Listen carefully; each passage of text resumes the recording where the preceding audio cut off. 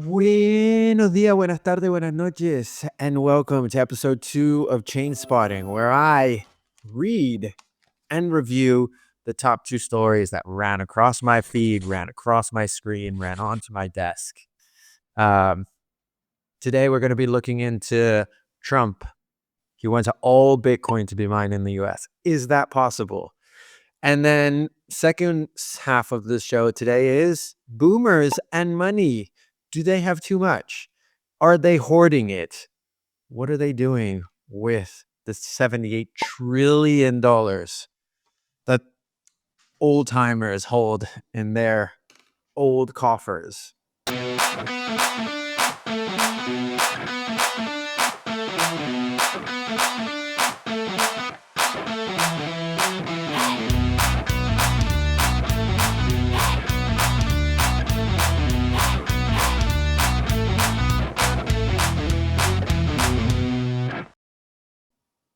So yeah, just remember, guys, I would really appreciate it for those auspicious enough to come back for the second time, for those brave souls who are tuning in once again. Don't forget to subscribe. Don't forget to like. Don't forget to comment. Surely if you came back, there's something that you liked. Or you're just here for the cringe value. Who knows? And then if this is your first time, thanks for tuning in. Right below the screen, right below where you can see it, it says subscribe. Click it. Right below that, it says like. Click it. And then you can comment whether now, midway through, tomorrow. Just do your own thing. But commenting would be great. Yeah, let's dive into the first story. This is from my good friend, old chum, pal, Matt DeSalvo over at Decrypt. This is the best article that you read last week on mining. If you don't believe me, you can ask Matt directly. And it's titled, Trump Wants All Future Bitcoin Mined in the US. Is that even possible? Donald Trump will be inaugurated this month, but how likely is the president-elect's pledge that all Bitcoin will be mined in the States? So first thing that came to mind with this was that there was, in the first 5 paragraphs, there were 6 M dashes, which is those lines.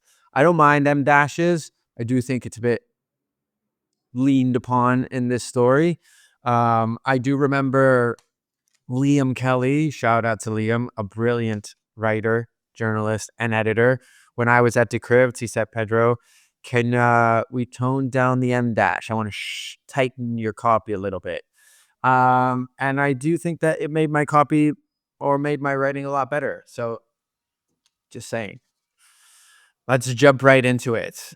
Bitcoin mining is a big business in the US, but how big? And will Donald Trump's return to the White House make a difference?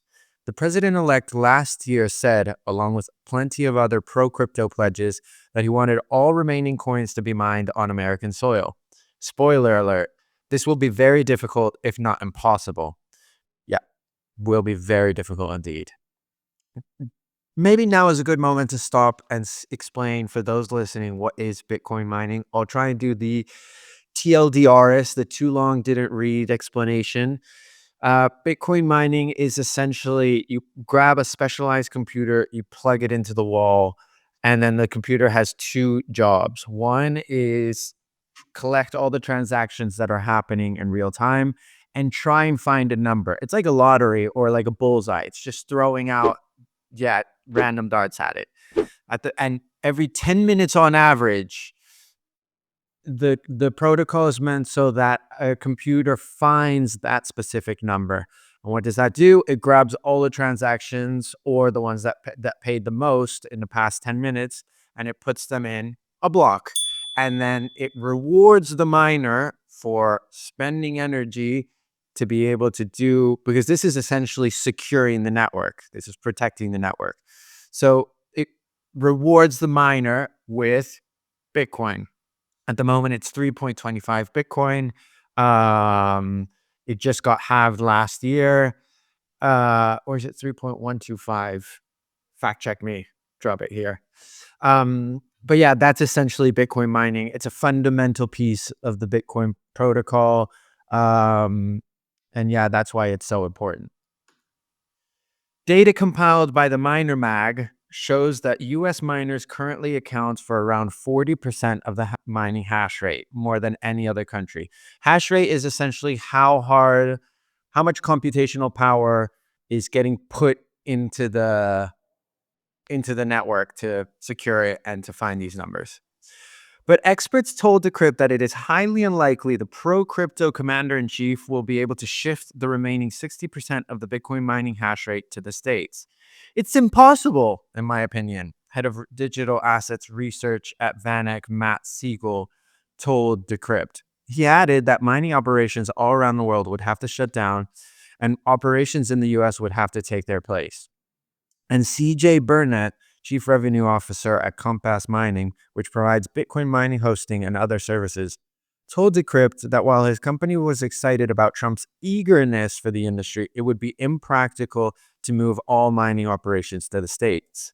The US lacks the electrical infrastructure, physical computing hardware, mining machines, and sufficiently low energy costs to become the only place for mining all remaining Bitcoin, he said.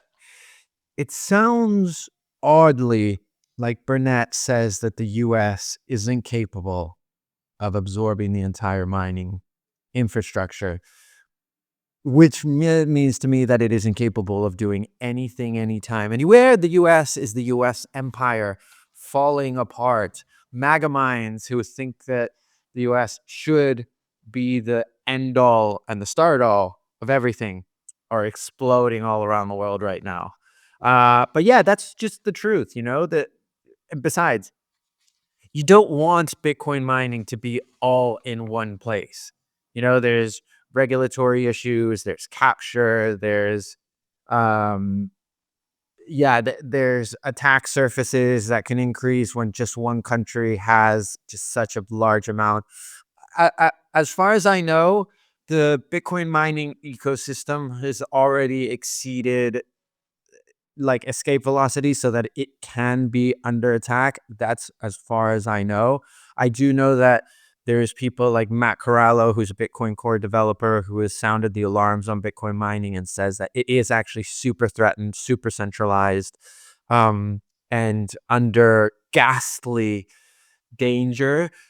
I'm not enough of an expert to be able to weigh in there completely, but what I will say that it doesn't sound like a good idea to me, for all Bitcoin to be mined in one particular country, especially one that's not been the most allowing of economics to flow and to do things around the world like the US. They are the sanctioners bar none, par excellence. Ultimately, Bitcoin mining remains a globally distributed network driven by market economics, energy availability, and regulatory landscapes worldwide, Burnett added. In order for the Bitcoin network to function as a payment network, miners work to add blocks full of data, information about transactions, to a long time running public ledger known as a blockchain. I do want to make a small point here. Satoshi never spoke about blockchain. He spoke about it. It would be more appropriate to talk about time chain. But blockchain is an invention by the humans that surround cryptocurrencies and blockchains. Blockchain itself is actually just a database. It can be distributed. It might not be distributed. It's actually quite inefficient, which is why there's a lot of people, especially Bitcoin maxis, who say that blockchain is a scam, is bullshit, is snake oil, old car salesman techniques, all that sort of stuff. I lean that way. But yeah, the verdict isn't out completely yet.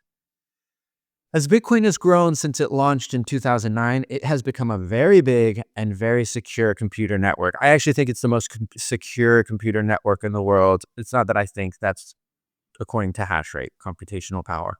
It is a lot more difficult to add new blocks, and mining operations are now forced to use a lot of energy to do so. Part of Bitcoin's nature is that it's decentralized, so anyone can get involved in helping run the network. As a result, miners are spread out around the world, though larger operations tend to set up shop in locations that provide favorable, i.e. cost-efficient, conditions to support profitable mining. Other mining hotspots include Kazakhstan, Russia, and Canada. I know that Russia has been banning uh, Bitcoin mining in some areas because of some energy issues that they're having.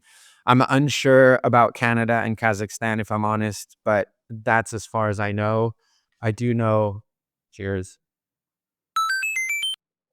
I do know that um, Paraguay is becoming one. And yeah, it's getting more distributed around the world.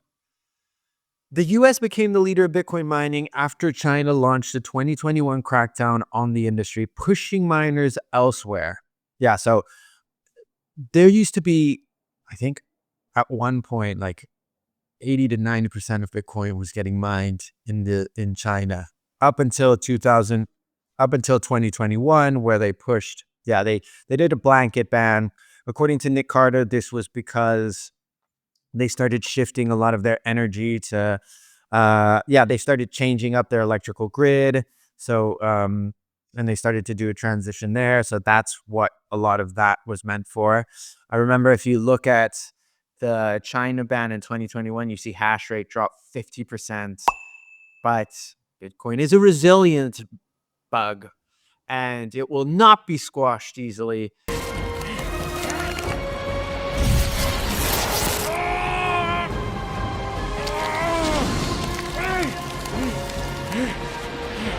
And it bounced back. And now it's at all-time highs again in terms of hash rate. So the MineMag data shows that the top 20 public US mining companies minted 3,794 Bitcoins, worth approximately 366 million at the time of writing in November alone. And industry bigwigs are feeling confident about a Trump presidency. I laugh because I found bigwigs a great description. I imagine like the old style English congressman with the wigs, oh, I'm a big wig. And I found it funny that Matt, you would talk about big wigs and then just refer to just a random person in the mining industry. Um, Great. I approve. Bitcoin can increasingly be mined in the US, and improved US policy can certainly make it more attractive for miners to build in the US, therefore accelerating industry growth. Rose Sherroll, Chief Business Officer at mining firm Block Metrics, told Decrypt. Hive Digital Technologies Executive Chairman Frank Holmes, meanwhile, said that continued support for Bitcoin innovation was coming under a Trump presidency. And Burnett added that the sentiment change around Bitcoin and the mining industry has been palpable with the Republican win. So I'm going to have a small qualm here, but I'll explain why. So far, the results are noticeable, writes Matt.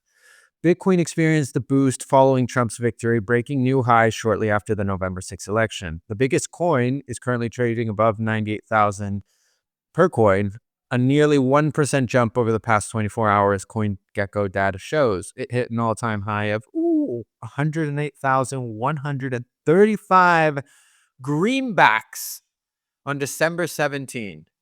Many in the wider crypto industry are now expecting a more favorable business climate in the US compared to the regulatory onslaught seen during Democrat President Joe Biden's administration. Period. End of story.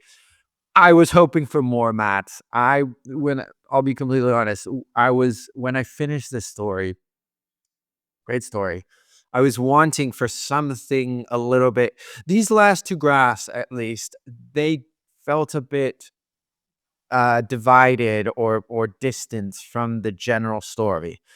Like, for example, the results are noticeable, but are they noticeable for the mining industry? Like, what's happened in the mining industry that particularly partakes with Trump? I know that there's a lot of bullishness with Trump. Uh, he assumes, or he takes office on the 20th of January.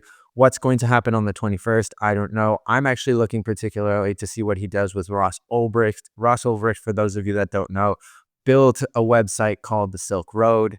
Silk Road was a website where you could buy and trade pretty much everything. And as such, people used it to buy illicit drugs, things that make different connections, neural connections, and allow you to see, interact, experience the world and the universe in different ways.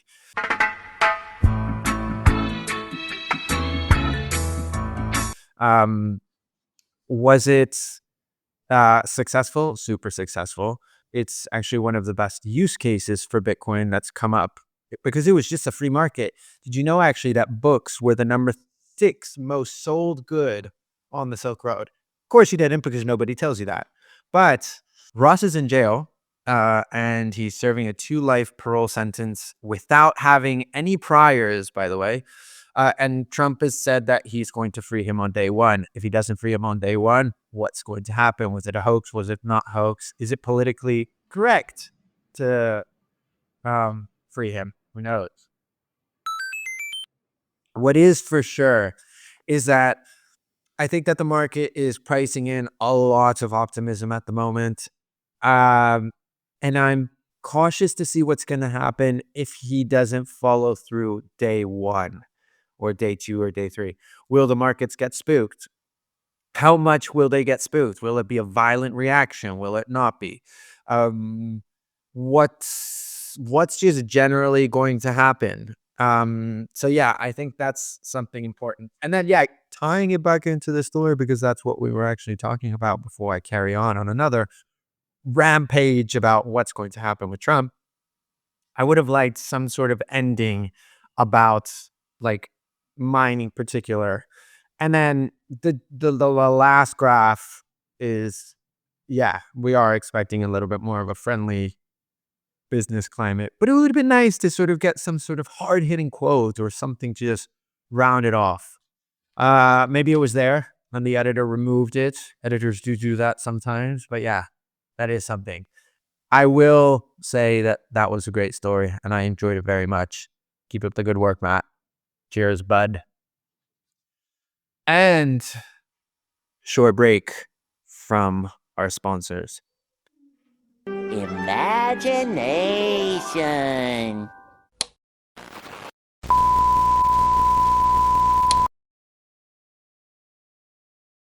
Buenas noches.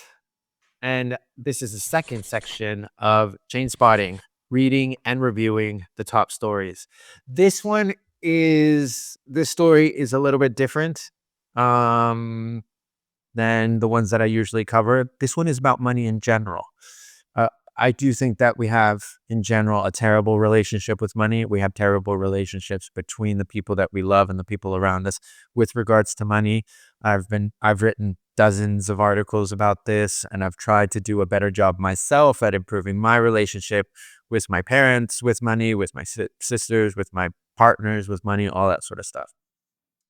So this is a story from Slate by Allegra Rosenberg. This was written on December 27, but I do think that this is a very old topic and a very futuristic topic. It's a very important topic. That's pretty much what I'm saying. So it's titled, quote unquote, "Help Us Level Up. Millennials are mad at boomers for hoarding. That's not quite fair."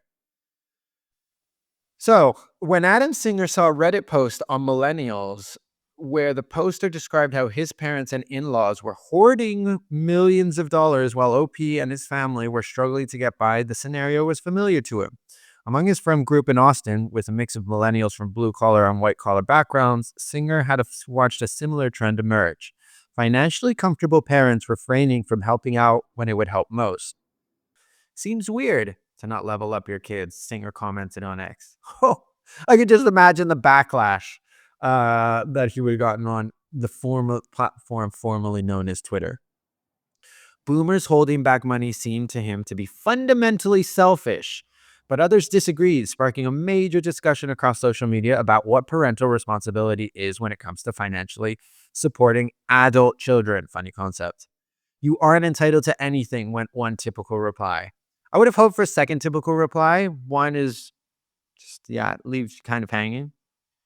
"Is it true that millennials are facing an epidemic of lack of financial support from well-off boomer parents?"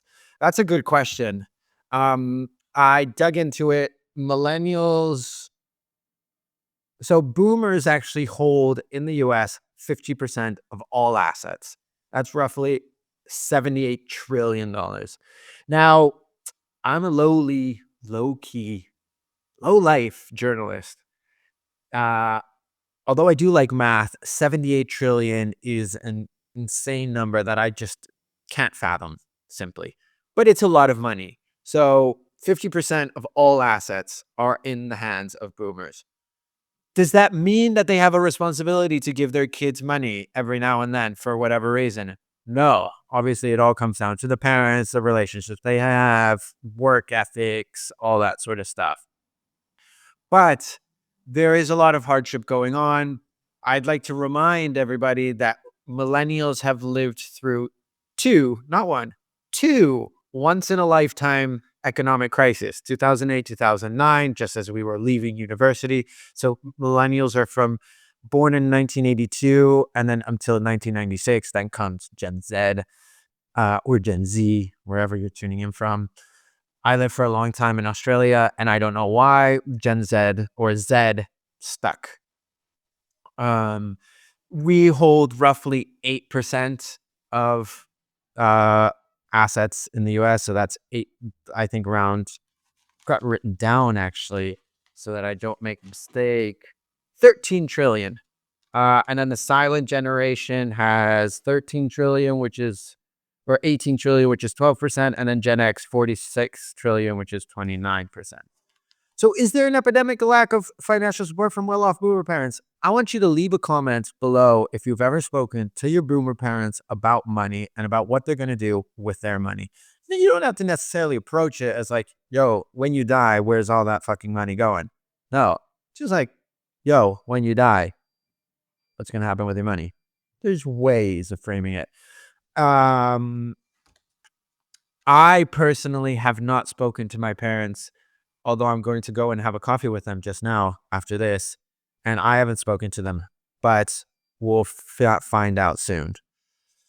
So, the outright animosity singer, an elder millennial at 42, faced on social media after merely proposing that parents pass along some of their money while they're still alive instead of waiting for the kids to receive it when they die, surprised him. Really?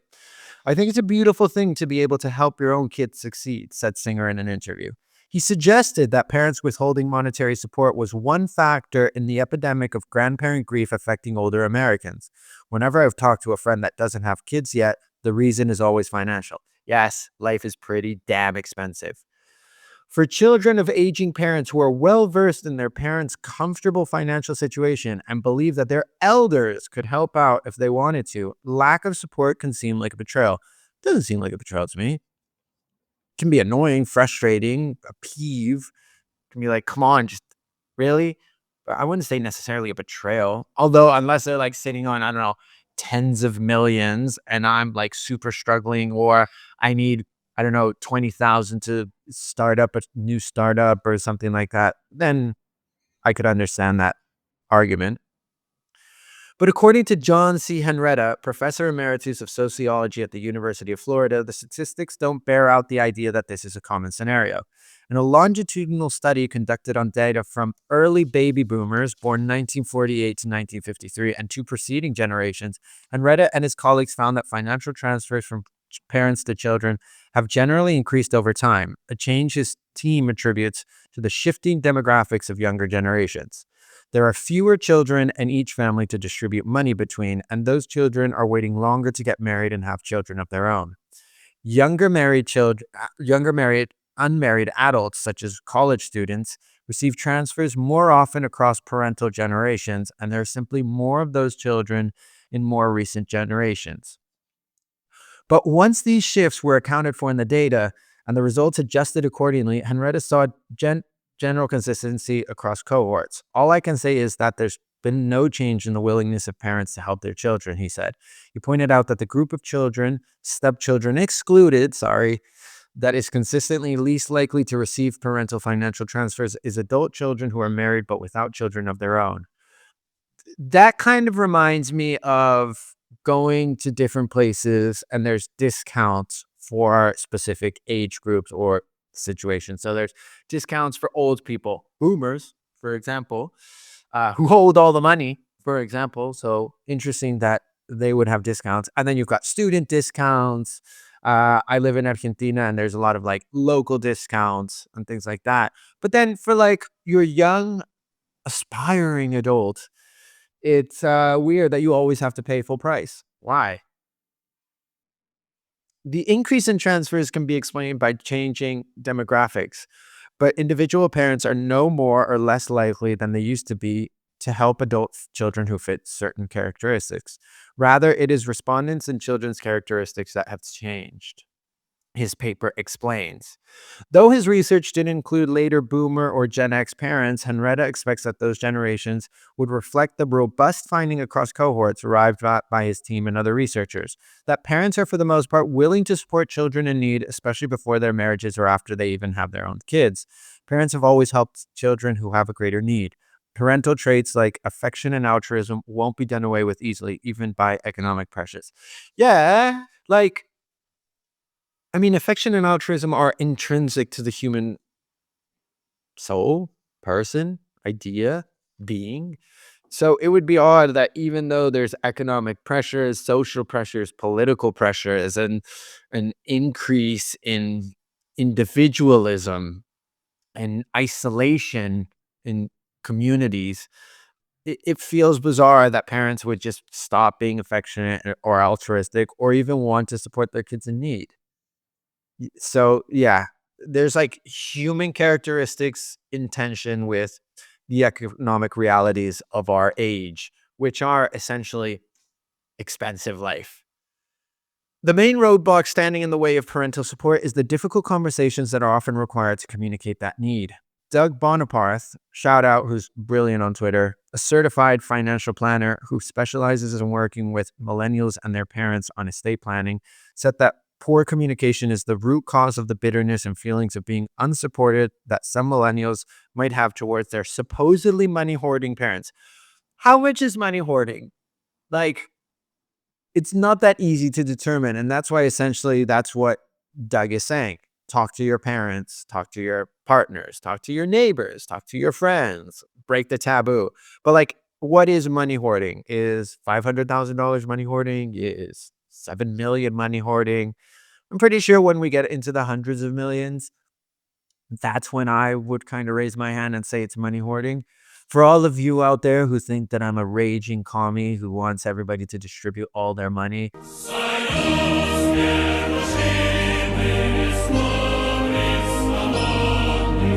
no, I'm just putting out ideas. How much is money hoarding? And for me, somebody who holds more than $100 million is a bit of a hoarder of dollars and cents and sats and pesos and bolivars and greenbacks and Pacific pesos and Kanga dollars and all that sort of stuff.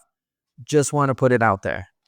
Bonaparte pointed out that what could seem to an adult child, funny concept, like a nest egg that could be doled out to help support their own family, might well be the bare minimum of what their parents plan to live on for the next decades, earmarked to pay for healthcare and unexpected retirement costs.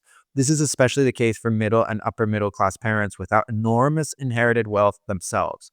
If you're being tapped into what's going on, you might actually gain an appreciation for the type of financial resources required for someone to deal with long-term care and end-of-life costs, Bonaparte says. That's true, because I do think that there's been like a demonization of boomers and of the amount of money that boomers have. Some that you can argue in favor. Um, Ronnie, the comedian, I don't remember his surname. He has a great point in a short that's making the rounds right now. That as far as I know, the boomers did reduce their capital gains tax over the years. And yeah, that has negatively impacted the amount of money that can get distributed around society. Again, not a commie, just pointing this kind of stuff out. Oh, how you guys must be exploding the comment section. Excited to read it. Excited to read it. He recommends that adult children be looped in as early as possible on estate planning and inheritance discussions. Families are often reluctant to broach the twin taboo topics of death and money before it's absolutely necessary. But in Bonaparte's experience, that can result in an undue burden on children when parents do pass away, leaving kids without a roadmap. At the end of the day, it is numbers and math, and there are optimal ways to do things financially, he said. In contrast to Singer's claim that boomers are holding on to their cash when it would benefit their children to receive it before their death, Bonaparte sees a different story unfolding, at least among his high-earning clients. Boomers are choosing to provide financial support to their children and grandchildren before passing, I think, more than ever before, Bonaparte said. Thanks to expectations of increased lifespans, older parents are recognizing that waiting to transfer wealth until death may actually delay supporting their heirs for decades. If parents can afford it, he and other financial advisors working with boomer clients recommend they plan for making lifetime gifts, large financial gifts transferred while they're still alive, or structure trusts that reflect the amounts of financial responsibility they believe their children can handle. Mom, Dad, I know that you're listening. Let's pause right now, reverse back, listen to that part just a little bit. Large financial gifts transferred while they're still alive. Just an idea, just putting it out there. Of course, these transfers don't happen in a vacuum. Even just studying large-scale trends, Henrietta had to take into account the different reasons behind individual transfers. Transfers can be used to help people altruistically, but it can always be a way to put children on a leash. Stop, down boy, he pointed out. Parents might dole out financial assistance conditionally, with continued help deprecated on the child's loyalty, obedience, or changes in their lifestyle. One reason why some children, even if that money is offered, would refuse the money, preferring to remain independent. I mean, that makes sense, though. If you're going to hand out money and you're going to put like strings attached, what's the point? A gift is a gift. If you want to make the gift, make the gift. If you want to incentivize them in some particular way, that's also a good idea. But yeah, I can completely understand children. I would prefer to stay independent if my parents would give me money that came with strings attached. For those of you wondering, I am independent. But yeah, I would like to putting constraints and limits and that sort of stuff. Not cool. But then again, it comes down to individual idiosyncrasies inside each family. So there's that. For adults who are offended or distressed by the parents' lack of financial support, they might find themselves in a grass is greener situation in which, by accepting money from family, they end up losing certain freedoms or putting a strain on their relationships with their parents. But parents might genuinely not know how much their children are struggling to level up, as Singer puts it.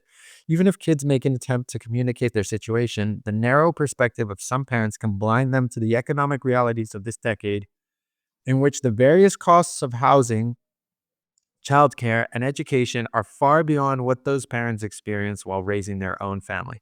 That's important to point out. Millennials have it hard. Like I said before, we've lived through two once-in-a-lifetime crises, 2008, 2009, and then the pandemic. Things are tough. Salaries are stagnant, if not on the way down. Inflation has skyrocketed. The boomers hold all the wealth. The prospect of buying a house is incredibly unattainable nowadays, unless you want to buy something in bumfuck nowhere land in the middle of who the fuck knows. So that's actually why Bitcoin and crypto is attractive for my generation. Not is it only because we came of age in the internet, but also because it represents the possibility of leveling up financially in a way that isn't unattainable and also isn't constrained by the institutions and hands of these boomers that don't want to let anybody else but them move up in the world, So it makes sense that obviously we would naturally or organically gravitate towards Bitcoin and crypto because it's the only option that we have. Anybody can participate. It belongs to the internet, it belongs to nobody. The institutions that have created the actual economic realities of this decade are dying or should be dying or should be, let's say, shedding their skin to be able to rear a new one anytime soon. So it makes sense. And then you have boomers who think to themselves, well, I did it. Why can't my kids do it? And it's yo, times change, man. Times change. I always think back to this meme, which is this group of old people in a retirement home dancing to some music. And it says, boomers selling their homes, the homes they bought in 1961 for 7 strawberries and a lemon for $15 million. I don't ever slow up, no I don't take shit. I got no love for the fakeness. If you wanna play tough and wanna hate this, I'll always show up. don't ever slow up, no I don't take shit. I got no love for the fakeness. If you And yeah, that's, I mean, like before, this is something else that's important to point out. Nowadays, my generation, everybody that I know, or the majority of people that I know, have 2 jobs or 3 jobs. The idea of the side hustle or the side gig is everywhere. And that's because you have to have a second job to be able to live in this world, to be able to live in certain places, and to be able to enjoy life. Because at the end of the day, that's what this is all about, being able to go out with friends, and being able to travel and buy things that you want to buy, and upgrade your tennis racket and stuff like that.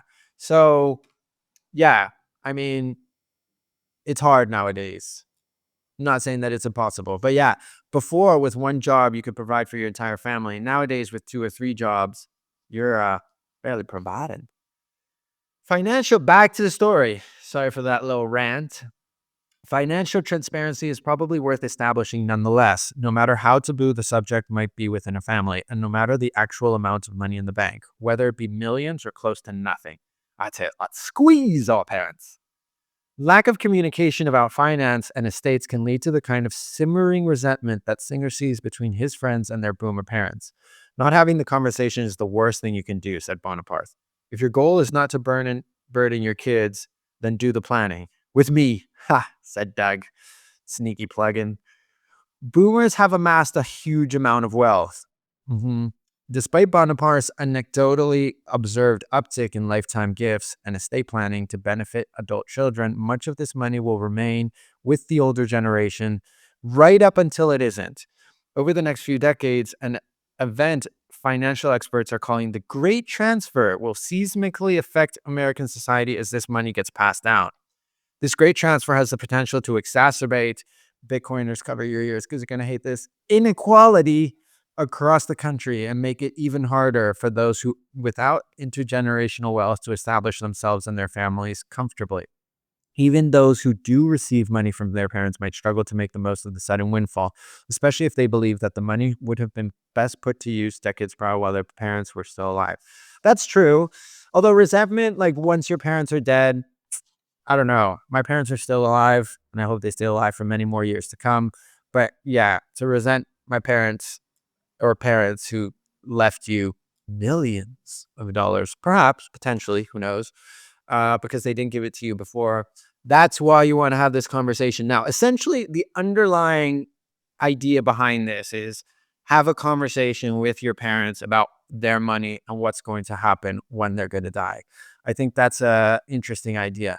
Whether I'm in favor of handouts from boomer parents to the millennial generation, not necessarily. But I do think that there are arguments to have this conversation and to sort of see if there are any workarounds about the current situation. Um, because, like he says, imagine if out of nowhere you get you run into $500,000, $1 million, $2 million, 3 houses, a house. What do you do? Have you spoken to your siblings about what happens with that money? Like, who's going to keep it? What are you going to do? There's maybe grandchildren in the scenario. How does it get divided? There's a lot of things. And yeah, this great transfer is a fundamental situation that's currently unraveling, which is boomers are getting older and they're dying, and they're going to leave a lot of money to their millennial children. What's going to happen then? Where are they going to put that money? Does real estate make sense? Not to my generation, at least, not to the majority of my generation. Does Bitcoin and crypto make sense? It does. Does starting up businesses make sense? It does. Going back to school, studying, I don't know. But it'll be interesting to see how this all unfolds. Let me know in the comments below if you agree or disagree with boomers handing out money, with the conversation even happening. Have you had this conversation with your parents? I want to know about you. And that's the roundup for number 2, Chainspotting, where I read and review the top stories that ran across my desk in the past week. Remember, small favor, right below this screen says subscribe. Right below that says like. And now at the end of the show is when you go and you comment. Was this sizzling hot garbage? Or was this sizzling hot information that you really wanted to have? Let me know. Thank you so much for listening in. And remember to choose your news and to send me the ones that you want me to read. And I'll see if I'll do this for you. Catch you next time.